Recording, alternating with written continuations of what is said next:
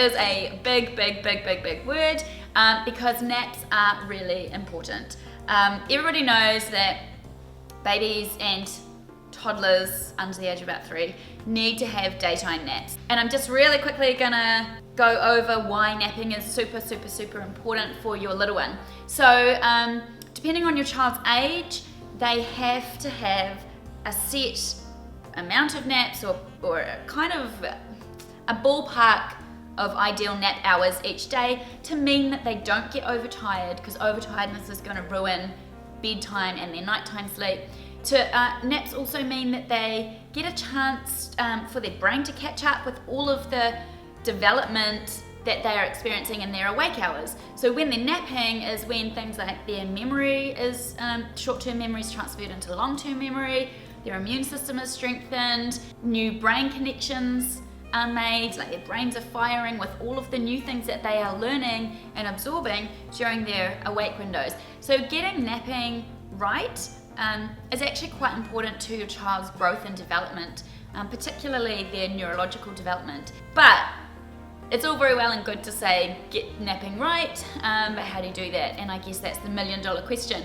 There are certainly different things you can do to help your baby or your toddler nap better, and there are some things you can easily implement in their sleep environment, like white noise, having a nice dark room, having a wind down routine before their naps, making sure they're not hungry, making sure they're the right temperature, and there are also things that you can be doing during the day to help aim for really good naps, like ensuring the awake windows between their naps are really age appropriate, so they're not too short or not too long for your baby's age, because both of those are going to lead to poor napping.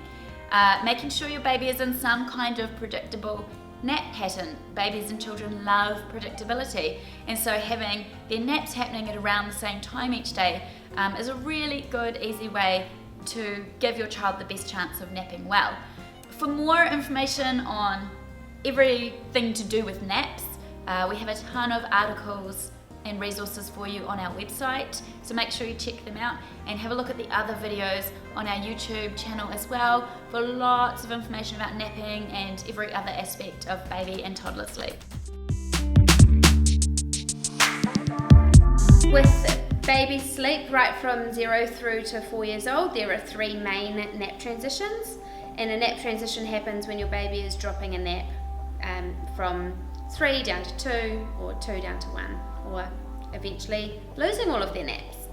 The first one is around 6 months old, when your baby will change from doing 3 good naps to needing to drop that last nap and doing only 2 naps. The transition happens between 6 to 8 months, where sometimes they might still need that last little afternoon nap just as a little catch-up nap. Then the next nap transition is between 12 to 15 months through to 18 months. And now that nap transition does depend on a lot as to what your baby is doing overnight, and if they haven't consolidated their night properly, or if they're waking early morning, then they won't be able to drop the nap until closer to 15 to 18 months. But if your baby is sleeping 12-13 hours solidly overnight, then they might be able to drop it closer to 12 months old.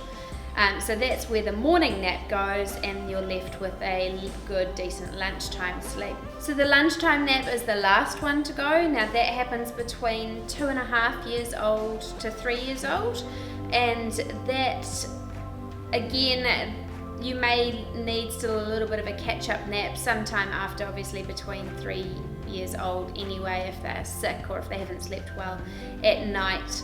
That last nap to go is probably the hardest transition of all, and realistically, until a baby or a child is 4 years old, they might still need to have little naps here and there. If you're out and about, or if you're having a big day, or if you've been traveling, or if they're sick. If you want more information about each specific nap transition and when they happen and how to minimize the disruption of your child's sleep, then definitely have a look at our website, or you can have a look on our YouTube channel for more videos just like this one. So over overtiredness is something we've all heard about, but we probably don't realize how much it actually does affect our baby's ability to go to sleep and then stay asleep. So what can happen is if your baby has been awake for too long between naps, then they get a buildup of this thing called cortisol. Cortisol is something inside your baby's body, and it's very similar to adrenaline, and that it triggers the fight or flight response in your baby. So it's actually almost like if we had a shot of coffee right before bedtime and then you can't switch off and go to sleep, even though you might be physically tired and your body might be feeling tired, your brain is suddenly really wired and you just can't switch off and you can't relax and you can't go to sleep. And that is what it is like for an overtired baby.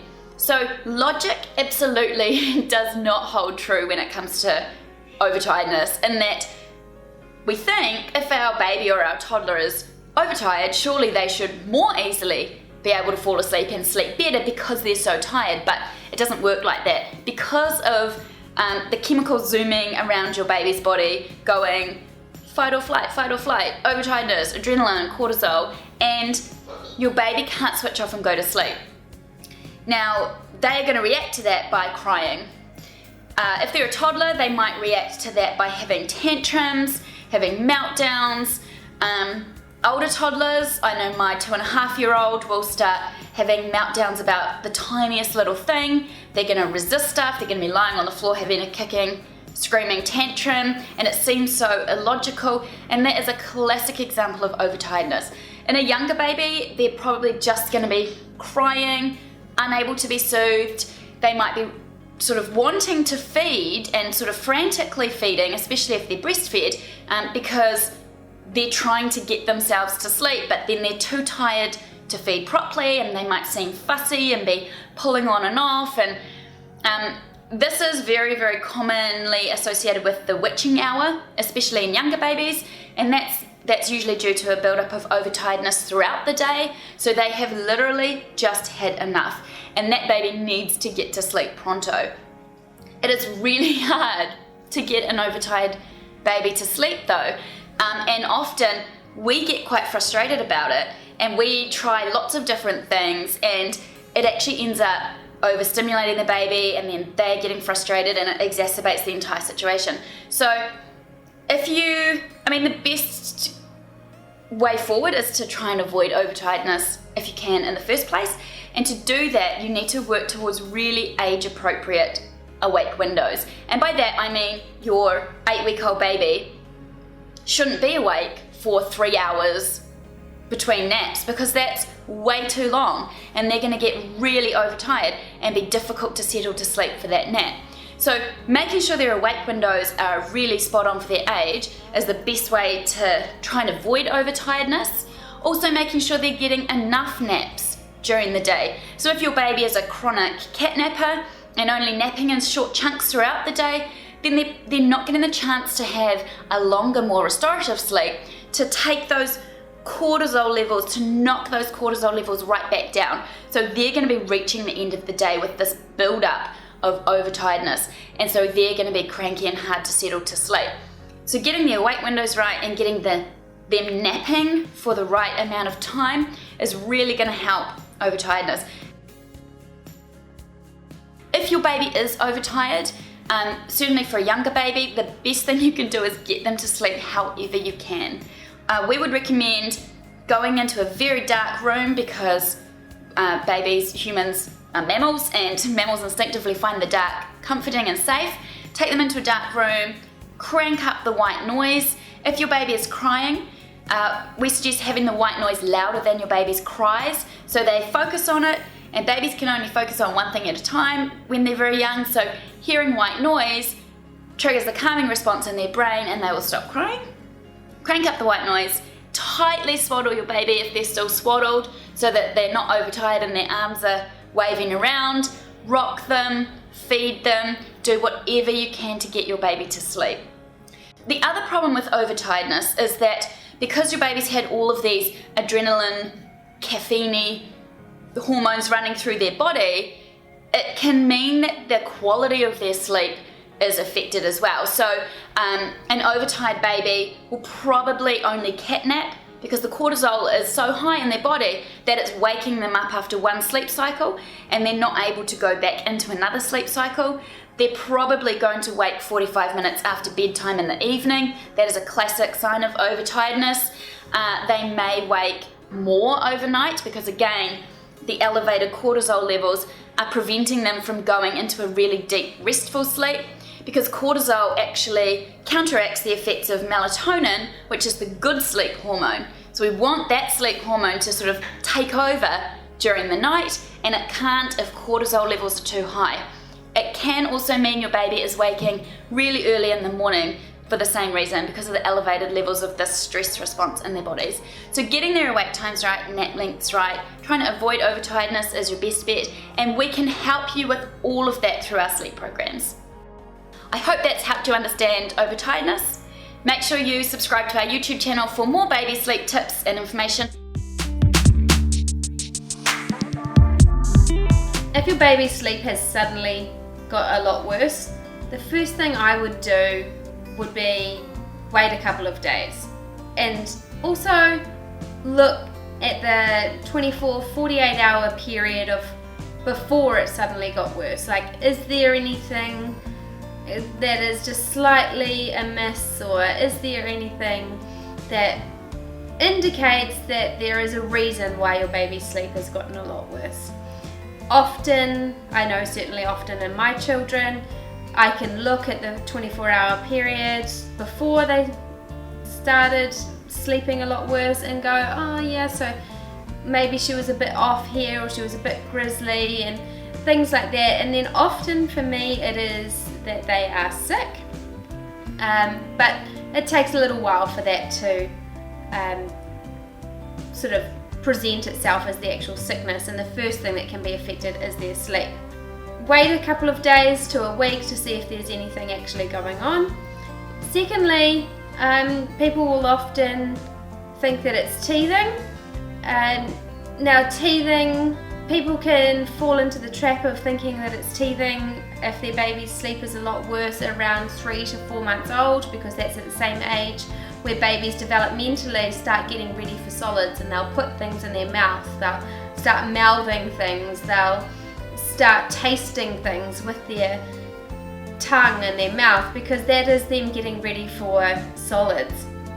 Around this age as well is the infamous 4-month sleep regression, where their baby's ability to fall asleep and how they fall asleep will directly affect how long they will be able to sleep, because the baby will start waking in between sleep cycles, and they need to be able to fall back asleep once they're fully woken to aid in sleeping for longer periods. Now that's sleeping longer than 45 minutes during the day and 2-hourly chunks at night time.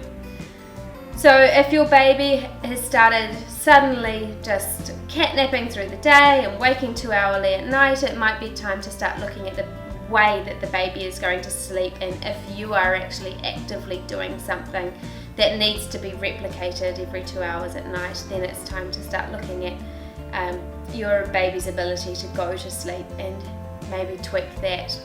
Another reason why your baby might be suddenly not sleeping as well as they previously had is their need for a nap transition. This will happen between 6 and 8 months for the late afternoon nap, and if your baby has started waking in the early morning or started waking at night during this period and they're able to self-settle, then I would certainly look at that late afternoon nap. And the reason that can directly affect the nighttime sleep and the early morning. Around 12 to 15 months, or 12 to 15, 18 months, consolidating the daytime sleep into one nap rather than spreading it over 2. And then the same around 2.5 to 3 years old, cutting the naps altogether. So naps in general, if they're in a transition period when they need to change the number of naps during the day, that can have a direct effect on nighttime sleep as well. and that could be why your baby's suddenly sleeping a lot worse at night time. So I hope that answers your question. Definitely head to our website for much more information and our sleep programs to help you through the nap transitions and sleep progressions, and definitely subscribe to our YouTube channel for more videos just like this one.